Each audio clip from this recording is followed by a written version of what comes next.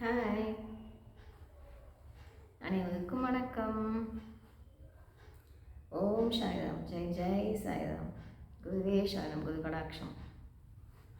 இன்றைக்கி எதை பார்க்கலான்னா, விதியை ஜெயிப்பது எப்படி பார்க்கலாங்களா?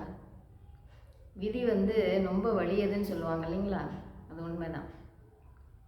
விதிக்கு நாம் சந்தோஷமாக இருக்கோன்னு வைக்கிங்களேன், விதிக்கு பிடிக்காது. அப்போ என்ன பண்ணோம், இவங்களை எப்படி கவுக்கலாம் அப்படின்னு பார்க்கும். இப்போ சில பேர் சொல்லுவாங்க, கேட்டிருக்கீங்களா, சந்தோஷமாக இருந்தாலே, மகிழ்ச்சியாக ஹாப்பியாக சிரிச்சுட்டு இருந்தாலே ஏதோ ஒன்று வந்துடுதுப்பா அப்படிம்பாங்க. கேட்டிருக்கீங்களா?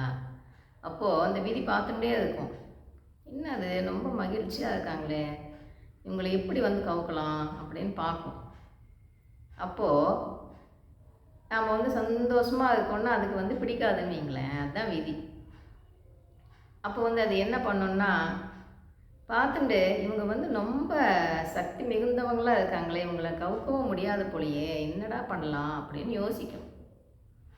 யோசிச்சுட்டு இப்போ எக்ஸாம்பிள் சொல்கிறேன் கேளுங்க. இப்போ சின்ன பசங்க மாங்காய் மரத்தை பார்க்குறாங்கன்னு வைங்களேன், அந்த மாங்காவை சாப்பிடணும்னு தோணுச்சுன்னா என்ன பண்ணுவாங்க, அப்படியே கல் எடுத்து குதி பார்த்து அப்படி அடிப்பாங்க.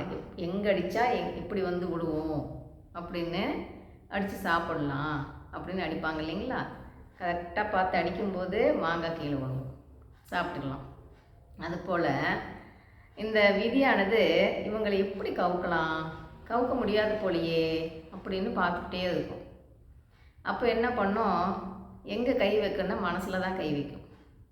மனசு இவங்களை வேறு எந்த விதத்துலேயும் கவுக்க முடியாது, எங்கே பிடிக்கணும், மனசை பிடிக்கணும் அப்படின்னு பார்க்கும். அப்போது யாரையாச்சும் பக்கத்தில் இருக்கிறவங்கள வசப்பாட வைக்கும். சரிங்களா? வசப்பாட வச்சாலே மனசு டோட்டல் அவுட்டுங்களா? மனசு அவுட் ஆகும்போது என்ன ஆகும், மனசு ஆற்றல் இழக்கும்போது என்ன ஆகும், உடம்புல இருக்கிற ஆற்றல் ஃபுல்லுமே இழந்துடும். அதனால தான் அந்த விதி எப்படி அடித்தா எப்படி அவங்கள கவுக்கலாம் அப்படின்னு யோசனை பண்ணி அந்த மனசை பிடிக்கும். மனசை பிடிக்கணுன்னு என்ன பண்ணணும், மற்றவங்க மூலியமாக நல்லா வசப்பாடணும். வசப்பாடும்போது மட்டும்தான் அவங்களை கவுக்க முடியும். ஏன்னா அவங்க கவுந்துடுவாங்கன்னு அதுக்கு தெரிஞ்சு போச்சு. ஆகையினால நல்லா ஏதோ ஒன்று வசப்பாட வச்சு மனசை நல்லா அழுத்தத்துக்கு கொண்டு போய் கவுத்துட்டு அதை பார்த்து சிரிச்சு நல்லா சிரிக்கும். விதிக்கு நம்ம சந்தோஷமாக இருந்தால் பிடிக்காதுங்க, அள வச்சு பார்த்து அது சந்தோஷப்படும். அப்போ நாம் என்ன பண்ணணும், விதி ஜெயிக்கணும்னு என்ன பண்ணணும், ஓஹோ இதுதான் உன் திட்டமா, ஓகே. அதுக்கு தான் நான் என்ன சொல்கிறேன்னா, தியானம் பண்ணும்போது அது இன்பமாக இருந்தாலும் துன்பமாக இருந்தாலும் மனசு பாதிக்காது. ஒரே கண்ணோட்டத்தில் பார்க்கும்போது மனசு பாதிக்காது இல்லைங்களா? அப்படி நாம் இருக்கும்போது என்ன ஆகும், அது பார்க்கும், நான் ஸ்டடி ஆகிட்டேன், நீ என்னை கவுக்க முடியாது அப்படின்னு நாம் ஸ்டடி ஆகிட்டோன்னு வைங்களேன், அது வீழ்த்தி பார்க்கும்.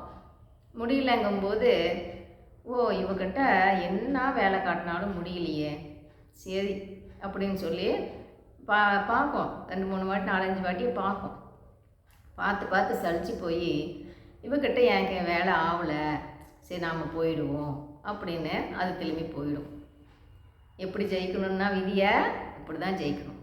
நாம் மனசுக்குள்ளே போட்டு அழுத்தினோன்னு வைங்களேன், மனசு கெடுறதும் இல்லாமல் நம்ம உடம்பு முழுக்க அந்த சக்தி எல்லாமே இழந்தாப்புல ஆகிடும். கவனிங்களேன், எந்த வேலையும் செய்ய முடியாது, எதுவுமே ஓடாது. அதாவது ரொம்ப அழுத்தம் கொடுக்காதீங்கன்னு சொல்கிறது அதுக்கு தான்.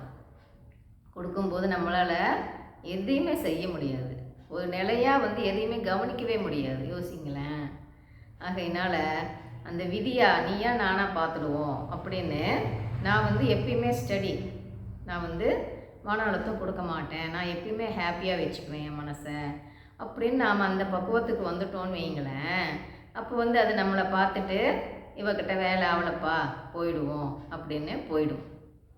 எதுக்கு சொல்கிறேன்னா, எப்பயுமே மனசை நோகடிக்காதீங்க, மனசை அழுத்தம் கொடுக்காதீங்கன்னு சொல்கிறது எதுக்குன்னா இதுக்கு தான். நம்ம கையில் தாங்க இருக்குது, வெளி கிடைக்கவே கிடைக்காதுங்க. இப்போ பக்கத்தில் இருக்கிறவங்கலாம் வந்து சொந்தக்காரங்கள்லாம் வந்து எப்படியும் யாராச்சும் வசப்படுறாங்கன்னா ஏன்னா அதுக்கும் அவங்களுக்கும் சம்மந்தமே இல்லைங்க. திரும்ப திரும்ப சொல்கிறேன், உங்கள் மேலே கோவப்பட்டால் கூட திருப்பி கோவப்படாதீங்க. ஏன்னா நம்மளோட விதி வந்து அவங்க மூலியமாக விளையாடுது. அப்போ அவங்களுக்கும் அதுக்கும் சம்மந்தமே கிடையாது. அப்போ நம்ம என்ன நினைக்கணும், சரி நம்மளோட கர்மாவை இவங்க கழிச்சிட்டாங்க, இவங்க இப்போ திட்டத்துக்கெல்லாம் இவங்க பின்னாடி என்ன கஷ்டப்படுவாங்களோ தெரியலையே, பகவானே இவங்கள மன்னிச்சிடப்பான்னு அவங்களுக்காக நம்ம அதுக்கும் மன்னிப்பு தான் கேட்கணும். அப்போ தான் அது சாத்வீக நிலை. சரிங்களா? இப்போ வந்து நாம் பட்டதுக்கு இப்போ அனுபவிச்சுட்டு இருக்கோம். இவங்கெல்லாம் வந்து நம்மளை வசப்பாடிட்டு இவங்க பின்னாடி இதுக்கு கஷ்டப்படுவாங்க தானே, பகவானே வேணாம் அந்த கஷ்டத்தை கொடுக்காத அப்படின்னு மற்றவங்களுக்காக நாம் வேண்டிட்டோன்னு வைங்களேன், அதுவே இறைநிலை சாத்வீகம். அப்படி பண்ணும்போது என்னாகும், நம்மளுக்கு வந்து மனசு வந்து ஆனந்தமாக இருக்கும். மற்றவங்கள திட்டோன்னு வைங்களேன், அது நம்மளுக்கு நாமளே வச்சுக்கிறது ஆப்பு. உள்ளுக்குள்ளே அப்படியே வந்துக்கிட்டே இருக்கும். கவனிச்சிங்களா? அப்படியே என்ன ஆகும், உள்ளுக்குள்ளே நிம்மதியே இருக்காது. மற்றவங்களால எல்லாத்தையுமே நாம் ஹாப்பியாக விட்டு கொடுத்து போய் ஹாப்பியாக வச்சுட்டோன்னு வைங்களேன், நாமளும் ஹாப்பியாக இருக்கலாம். சரிங்களா? அப்போ இது வந்து விதியை ஜெயிப்பது எப்படின்னா இப்படித்தான். உள்ளுக்குள்ளே அழுத்தத்தை கொடுக்கக்கூடாது. புரிஞ்சுக்கிட்டிங்களா? விதி ஜெயிச்சிடுவோமா? ஓகே. அப்போ பயிற்சி பண்ணிட்டு இருக்கீங்களா? நீங்கள் வந்து ஹீலிங்க்குன்னு பண்ணுறீங்கன்னு வைங்களேன், வடக்கு திசை பார்த்து உட்காந்து செய்யுங்க. சரிங்களா? வடக்கு திசையை பார்த்து உட்காந்து செய்யும்போது ஹீலிங்க்கு உடம்பு நல்லா ஆகணும்னு பண்ணும்போது ரொம்ப நல்லா கேட்கும். சரிங்களா? அப்போ எப்போ செஞ்சால் நல்லா கேட்கும்னா, இயர்லி மார்னிங் 5 to 6 பண்ணும்போது ரொம்ப நல்லா கேட்கும். இயர்லி மார்னிங் வந்து உங்களுக்கு டிஸ்டர்ப் இருக்காது. மற்ற டைமில் உட்காந்திங்கன்னு வைங்களேன், எப்படியோ ஒன்று உங்களுக்கு டிஸ்டர்ப் ஆகும். ஒரு நாள் விட்டு போயிடும், ஒரு நாள் 2 நாள் விட்டு போகலாம், அதனால தப்பு இல்லை. ஆனால் தினமுமே விட்டு போகாமல் நம்ம பார்த்து கச்சிதமாக செஞ்சுக்கும் போது என்ன ஆகும்னா, உள்ளுக்குள்ளே உடனே எங்களுக்கு தெரியாதுங்க, உள்ளுக்குள்ளே போய் மாற்றம் நடக்கும்போது என்ன ஆகும்னா, அந்த உள்ளுக்குள்ளே இருக்கிற செல்ஸ் எல்லாம் நல்லா அப்படியே சக்தி வாய்ந்ததாக அப்படியே எனர்ஜி ஏறிக்கிட்டே போகும். பல லட்சம் சக்தி வாய்ந்த அந்த நியூக்ளியர் பாம்போட ரொம்ப சக்தி அதிகமாக அப்படியே உள்ளுக்குள்ளே செல்ஸ் எல்லாம் அந்த எனர்ஜி அதிகமாகிக்கிட்டே சக்தி அதிகமாகிட்டே போய் தான் அது கொஞ்சம் கொஞ்சமாக உடம்பை வந்து நல்லா பண்ணும். சரிங்களா? ஆகையினால் எதுவாக இருந்தாலும் இதுதான் அதுதான் இல்லை, எதுவாக இருந்தாலும் நல்லாயிடும்னு நாம் நம்பிக்கையாக செய்யும்போது கண்டிப்பாக நல்லாயிடும். யானைக்கு எப்படி தும்பிக்கையில் பலமோ அதை போல் மனசாளுக்கு நம்பிக்கையில் தான் பலம். நாம் எந்த அளவுக்கு நம்பி பண்ணுறோமோ அந்த அளவுக்கு அது நம்மளுக்கு கை கொடுக்கும். சரிங்களா?